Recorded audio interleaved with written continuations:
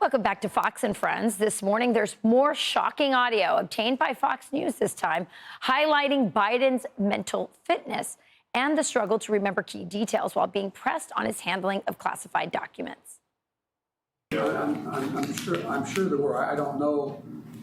My problem was I never knew where any of the documents or boxes were specifically coming from or who packed them. It just that I get them delivered to me. And so I'm at this stage in 2009. Am I still vice president? Democratic strategist Michael Larosa served as press secretary to former First Lady Jill Biden, and he joins us now. Thank you, Michael. It's so great to have you on. Nobody understands the Bidens better than you. So what would have happened, and we've been pondering this question all morning long, Michael, what would have happened if this audio that the Bidens fought so hard to keep under wraps, had this come out when it should have come out right after he was interviewed and the transcripts came out back in 2024? How would that have changed the race potentially? Would Biden have dropped out? Been forced to? I heard you guys talking about that, and I kind of chuckled because, Rachel, if you only knew how hard it was. I mean, this was a group in the White House who were allergic to transparency. And I go back to and I'm just talking about like just in the East Wing. I mean, the very first day walking into the White House, the usher was fired, and I couldn't get reporters straight answers because nobody would give me straight answers. So wait, Michael, what does that tell you? Does that tell you that even when they came on, and by the way, you know well because you were the press secretary, and I was saying he wasn't fit to run back in 2020, when we saw what we saw on the campaign trail, and I got hit hard by your office. By me. By you. I was trying to be nice, but now together. Now we're in the era of transparency, so we can be honest about this.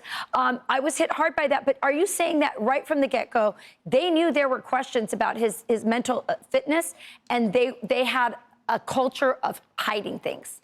Well, I'm not suggesting anything about the mental fitness part. What I am suggesting, based on your conversation earlier, was that it was not intuitive to them. It was not their style to be transparent about anything. They took days and months to be deliberative. And I'm talking about the small things, about when the dog bites occurred or about the wedding with the grandkids. They got caught lying to the press about press coverage because they were so scared to be transparent about anything. And I said to myself at some point, if it's this hard to get them to just be transparent and disclose things and to just be upfront from the beginning about anything, even the small things, right.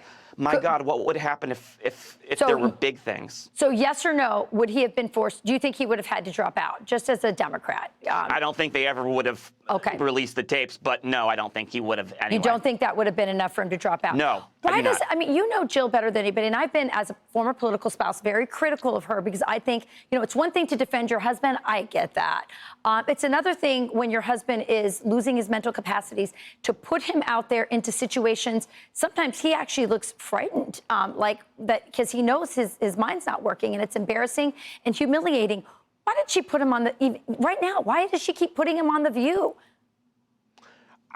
I do think that they probably fear, and if they do, they're right to fear that the history is being written right now about their legacy. And I said this back in February of 2024 when he was still in the race, that if he loses to Donald Trump, much of his legacy will be erased because it was a really big gamble to take to run again, because the media, historians, and Democrats will only define him by whether he wins or loses. And now that they are being blamed for that, they're probably feeling the fight or flight mentality where they have to get out there and try to define it. My question to them is, why are you just starting now? I would have been starting 10 months ago to start to define his legacy as soon as he dropped out of the race. Yeah, well, if Jill is in charge of this, legacy tour, boy, she failed. It's just making it worse and worse. It's the people around her, and I love them so much. I really do, Rachel. And I try to be loyal, but try to be candid at the same time. They've got to start adjusting the people, adjusting the people that they're listening to, because none of it has gotten them anywhere good so far. Yeah, they're in a terrible bubble. But Jill Biden, shame on you. All right, Michael Larosa, thanks so much for being with us, as always. Always an enjoyable conversation. Thank you. I'm Steve Doocy. I'm Brian Kilmeade. And I'm Ainsley Earhart. And click here to subscribe to the Fox News YouTube page to catch our hottest interviews and most compelling analysis.